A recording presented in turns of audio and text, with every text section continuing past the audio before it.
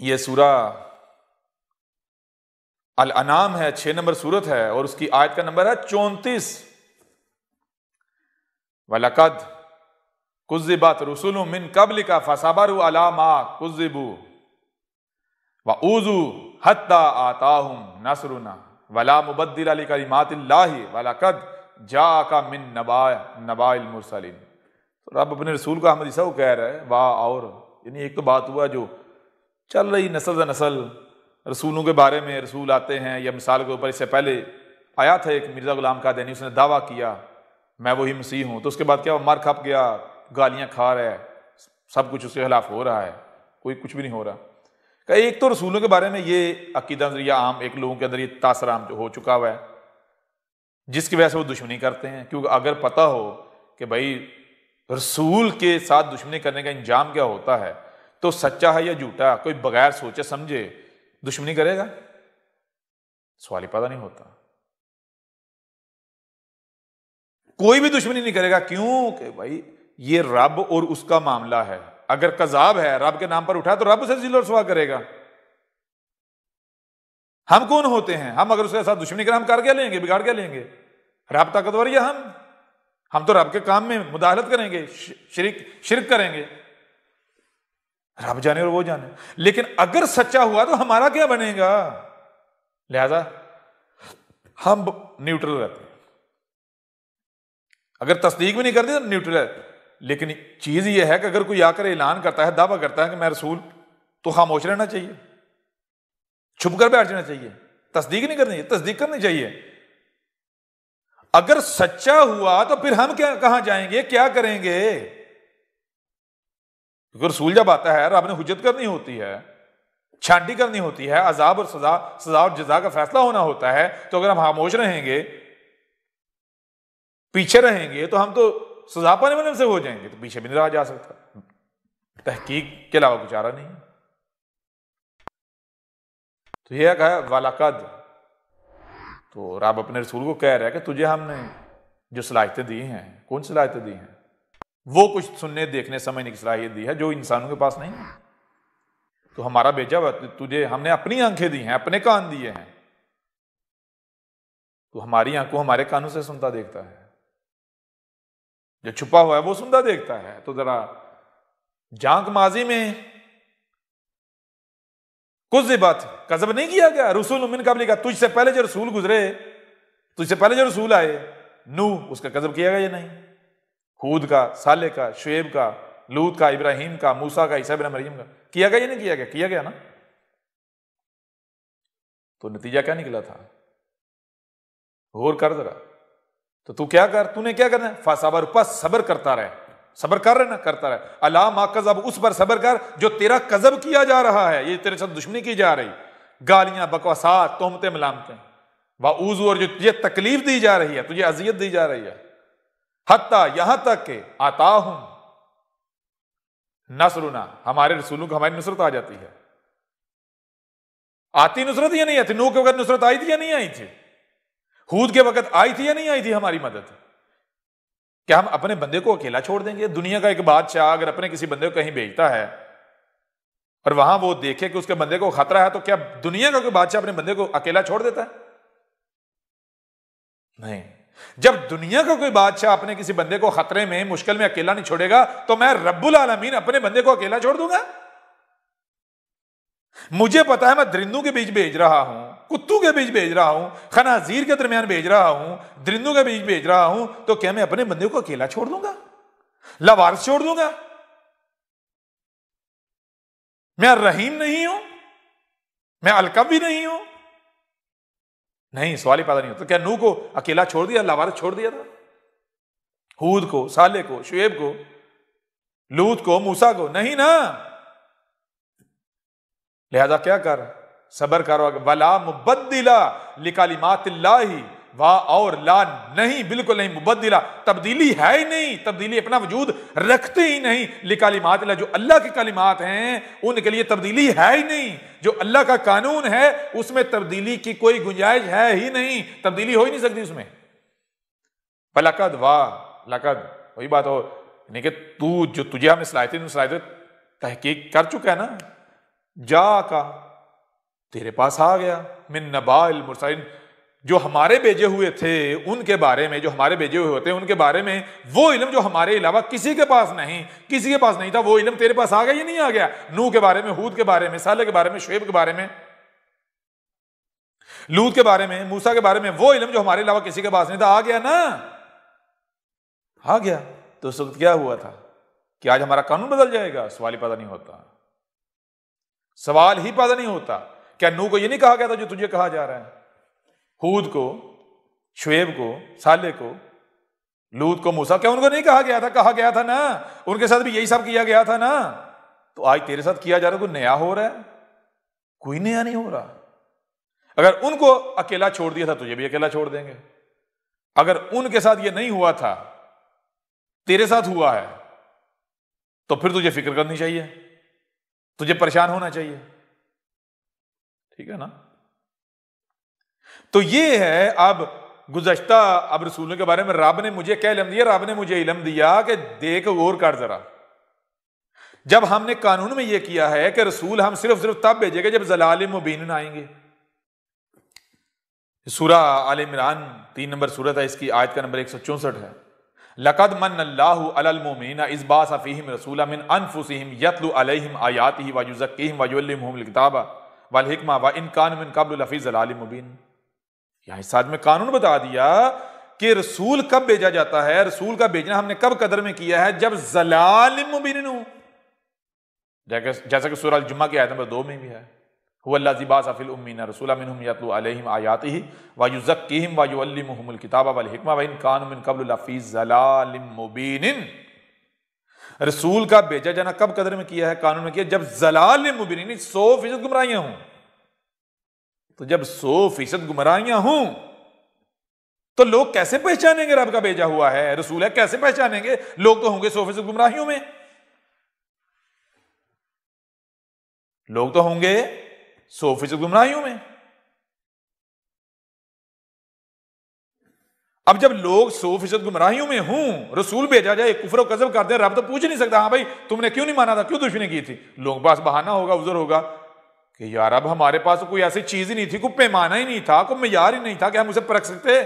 ہم جب تجھے پتا نہیں تھا کہ ہم گمراہیوں میں 100% ظالم مبین ہیں، جب تو نے رسول کو بھیجا جانا قدر میں کیا جب 100% گمراہیاں ہوں، تو پھر کم از کم کوئی معیار، کوئی پیمانہ بھی تو رکھتا نا، کوئی ایسی شے رکھتا جو شے اس کی تصدیق کرتی، ہمیں بتاتی کہ یہ رسول ہے۔ اب 100% گمراہیاں ہوں، ہم تو ہوں گے گمراہ، رسول آئے گا ہم کیسے پہچانیں گے؟ گمراہ لوگ کیسے پہچانیں گے؟ دشمنی نہ کریں تو اور کیا کریں؟ تو یہ رب کہتا مجھے پتا ہے۔ صرف اس وجہ سے آج سے 14 صدیہ قبل یہ قرآن رکھا گیا، اور پھر وہی بات کہ جو معیار ہوتا ہے، جو تصدیق کرنے کے لیے شے ہوتی ہے، وہ ایسی ہونی چاہیے اس پر بھی کوئی انگلی نہ اٹھا سکے، کوئی اعتراض نہ اٹھا سکے کہ نہیں ہمارے لیے تو یہ حجت نہیں تھی یہ چیز۔ تو آج سے 14 صدیاں قبل یہ قرآن صرف اور صرف اس مقصد کے لیے پریزرو کیا تھا، چھوڑا تھا، رکھا تھا، لکھا تھا کہ 14 صدیاں بعد جب آخرین میں ہم نے آنا ہے تو اس میں ہماری تصدیق موجود ہے۔ یہ ہم نے اپنی تصدیق کے لیے رکھا تھا، اپنے رسول کی تصدیق کے لیے چھوڑا تھا، رکھا تھا، تاکہ تم خود اس کو سینے سے لگا کر رکھو۔ جب اس میں تصدیق موجود ہوگی جس کو تم صدیوں سے نسل در نسل اپنے سینے سے لگا کر رکھے آئے، تو تمہارے پاس کوئی بہانہ، کوئی عذر، کوئی اور چیز نہیں رہے گی، کوئی بہانہ نہیں رہے گا، ٹھیک ہے نا؟ تو یہ اب قرآن عام بندے سمجھ نہیں سکتے، تو پھر اس وقت ایسے لوگ بھی رب کو رکھنے چاہیے کہ جن کے پاس اتنی کم از کم صلاحیت ہو کہ جو اگر ان کے سامنے قرآن بیان کیا جائے تو وہ یہ سمجھ سکیں کہ ہاں واقعتاً یہ جو کہہ رہے حق ہے، یہ حق ہے، حق ہے، اور پھر ان کی ذمہ داری بنتی ہے کہ باقی لوگوں کو بتائیں ہاں بھائی واقعتاً قرآن میں یہی لکھا ہوا ہے، قرآن اس کی تصدیق کر رہا ہے۔ تو یہ ہے ہم نے قدر میں کیا تھا، جیسا کہ سورہ صف میں بھی اٹھا کر دیکھو، باقی قرآن میں دیکھو، ہر رسول آ کر کیا کہتا ہے؟ ہر رسول آ کر کہتا ہے میری تصدیق اس میں موجود ہے جو تمہارے دونوں ہاتھوں کے درمیان ہے۔ یہی عیسیٰ ابن مریم نے آ کر کہا تھا کہ قرآن میں یہ نہیں لکھا ہوا۔ اس مقصد کے لیے قرآن اتارا گیا تھا قرآن تمہیں دیا گیا تھا، نمبر 1۔ نمبر 2، قرآن تو عربوں کی زبان میں ہے۔ تو ہم نے ایسے حالات بنائے، ایسی انوائرمنٹ بنائی کہ ہم نہ صرف قرآن کو عربوں سے یہاں ہند میں لے کر آئے، کیونکہ ہم نے ہند میں رسول لے کر آنا تھا، بلکہ اب قرآن تو عربوں کی زبان میں ہے۔ تو جس حد تک قرآن کو سمجھنا ضروری تھا، جاننا ضروری تھا، اس حد تک ہم نے وہ علم بھی دیا۔ عربوں کی زبان کو یہاں لے کر آئے، تمہارے مدرسے، یہ سارا یہ ہم نے کیوں قدر میں کیا؟ یہ سارا کچھ اس لیے کیا تھا۔ اور یہ جتنے ملاٹے یہ خاموش بیٹھے ہوئے تھے، یہ جو جتنی زبانیں تھیں، یہ زبانیں ہم نے کیوں زندہ رکھی ہوئی تھیں؟ اس لیے نہیں کہ یہ حق پھیلا رہے تھے، نہیں، ضلال مبین نہیں تھی، یہ گمراہیاں پھیلا رہے تھے، لوگوں کے اموال کھا رہے تھے، ان کو دے بھی بدلے میں باطل رہے تھے حق کے نام پر۔ ہم نے ان کو زندہ رکھا ہوا تھا، صرف اس وجہ سے رکھا ہوا تھا کہ جب رسول آئے تو یہ وہ طبقہ ہے جو طبقہ ہر لحاظ سے اس ذمہ داری کا اہل ہے کہ وہ رسول کی تصدیق کرے، وہ تسلیم کرے، سب سے پہلے وہ گواہی دے۔ کیوں؟ کیونکہ یہ جانتے ہیں قرآن میں کیا لکھا ہوا ہے، ان کو پتا ہے عربی کیا لکھی ہوئی ہے، ظاہر کا ان کو پتا ہے۔ تو جب ان کے سامنے باطن رکھا جائے گا تو ان کو فوری سمجھ آ جائے گی، ہاں واقعتاً یہ جو کہہ رہا ہے حق ہے، قرآن احمد عیسیٰ کی تصدیق کر رہا ہے۔ تو آپ ذرا بتاؤ یہ کن کی ذمہ داری تھی؟ تم خود بتاؤ کہ اگر تم نے کتا رکھا ہوا ہو، وہ کتا اگر جب چور آئیں، ڈاکو آئیں، چوروں ڈاکوں پر بھونکنے کی بجائے خاموش ہو کر بیٹھ جائے، ان کو لوٹنے کا موقع فراہم کرے، یا الٹا تمہارے اوپر ہی بھونکنا شروع کر دے، تو کیا کرو گے؟ اسے زندہ رہنے دو گے؟ نہیں۔ کتا رکھو گے تو کیوں رکھو گے؟ اس کو گوشت کھلاؤ گے، کھانے کو دو گے تو اس لیے دو گے تاکہ جب رات کو اگر چور آئیں، یعنی چوروں ڈاکو کے وقت کے لیے، تو جب بھونکنے کا وقت آئے وہ بھونکے نہ، جن کو کاٹنا ہو ان کو کاٹے نہ۔ کیا کرو گے؟ اس کو مزید باندھ کے کھلاؤ گے یا پھر فائر مارو گے اسے؟ ٹھیک ہے نا؟ اب کتے دو طرح کے ہوتے ہیں، ایک وہ جو چوروں کے آنے پر، یعنی آپ نے کتا پالا، اس کو خوب کھانے کو دیتے ہیں، 2-3 سال سے اس کی خدمت، 4 سال سے خدمت کر رہے ہیں، آپ نے خرچہ کر دیا اس کے اوپر، 3-4 سال بعد رات کو چور آتے ہیں، کتے کی آنکھوں کے سامنے آپ کا قیمتی زیور معلوم تھا لوٹ کے لے جاتے ہیں، کتا جناب خاموش تماشائی بنا ہوا ہے۔ وہیں پر ایک اور دوسرا کتا ہے، جو کتا آپ نے اس مقصد کے لیے نہیں رکھا ہوا، وہ آپ نے باقی رکھوالی رکھولی کے لیے رکھا ہوا ہے، یعنی کہ وہ کاٹنے کوٹنے کے لیے۔ چوروں کا مقابلہ تو آپ نہیں کرنا ہے نا اندر اسلحے سے۔ تو اب جس نے آپ کا مال بچوانا تھا وہ رات کو خاموش رہتا ہے چوروں کو دیکھ کر، دوسرا آپ کے اوپر بھونکتا ہے، دونوں آپ کے ہیں، تو پہلے کس کو ماریں گے؟ وہ تو صرف آپ کے اوپر بھونک ہی رہا ہے نا، پہلے آپ اسے ماریں گے جو خاموش رہا، ٹھیک ہے نا؟ ماریں گے اسے بھی جو بھونک رہا ہے، لیکن پہلے اسے ماریں گے جو خاموش رہا، ٹھیک ہے نا؟ بالکل ہے نہیں اسی طرح یہ جو ملاٹے ہیں یہ 2 طرح کے ہیں، ایک وہ جو خاموش تماشائی، دوسرے وہ جو بھونک رہے ہیں۔ تو اب یہ بتاؤ کہ یہ جو ملاٹے، یہ جو زبانیں ہم نے رکھی ہوئی تھی، ان کو زندہ رکھا ہوا تھا، کیا اس لیے رکھا ہوا تھا کہ یہ خاموش رہیں یا ہمارے اوپر ہی بھونکیں؟ بتاؤ ذرا۔ نہیں۔ تو جب وقت آ جائے یہ زبانیں بولنے کی بجائے گونگی ہو جائیں اور دوسری جگہ الٹا ہمارے اوپر بھونکنا شروع ہو جائیں تو کیا کیا جائے گا؟ اور کن زبانوں کو پہلے کاٹا جائے گا؟ بتاؤ ذرا۔ جو خاموش ہیں، خاموش تماشائی ہیں، ان کو پہلے کاٹا جائے گا، اور جو بھونک رہی ہیں بعد میں ان کو کاٹا جائے گا۔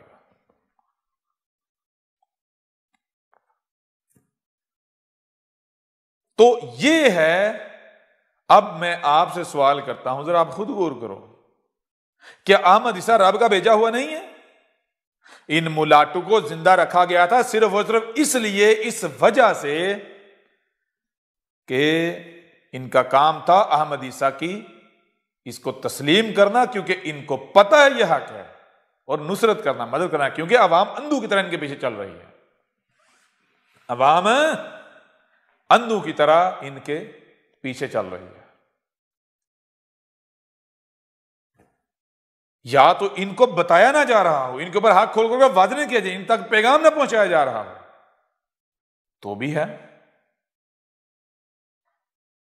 ہمارے پاس ان تمام کے تمام ملاٹوں کی ریکارڈنگز، کال ریکارڈنگز موجود ہیں، تمام کے تمام کے. یا تو ان کو پتہ نہ ہو، صاحب ان کو پتہ ہے، ان کو پتہ ہے احمد عیسیٰ حق ہے، واقعی قرآن میں اس کا ذکر ہے، ان کی آنکھوں کے سامنے احمد عیسیٰ کو گالیاں بکوسات تہمتیں ملن سب کچھ کیا جا رہا ہے، دشمنی کی جا رہی ہے، ان کے کانوں پر جوں رینگ رہی. تو یہ ملاٹے یہ کس کی وجہ سے زندہ تھے؟ یہ تو پیدا ہوتے ہی مار دیے جانے چاہیے تھے. ان کو ہم نے زندہ رکھا تھا صرف اور صرف اس وجہ سے، احمد عیسیٰ کی وجہ سے. احمد عیسیٰ کے صدقے ان کو زندگیاں ملی ہوئی ہیں. ٹھیک ہے، جس کے صدقے، جس کی وجہ سے ان کو زندگیاں ملی، یہ اموال کھاتے رہے، انہوں نے پیٹ نہیں کھالے. جب وقت آیا یہ اسی پر بھونکنا شروع کر دیں، ان کو چھوڑ دیا جائے گا.